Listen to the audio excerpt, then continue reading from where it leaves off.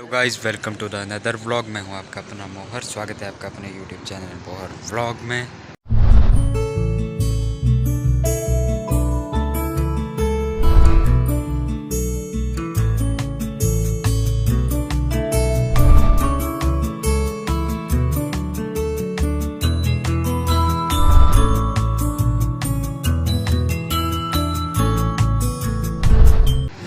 तो आज आए हैं हिल स्टेशन पे घूमने। यहाँ पे है कुछ सुंदर सा व्यू। ये देखिए आप।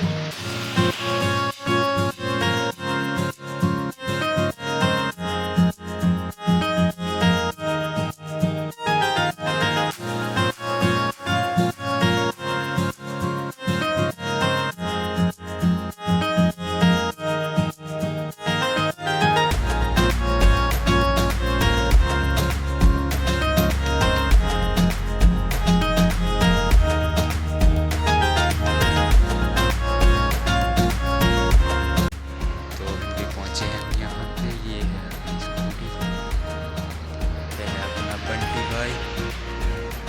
ये है यहाँ का व्यू। चलते हैं अब सीधा वर्कशॉप पे।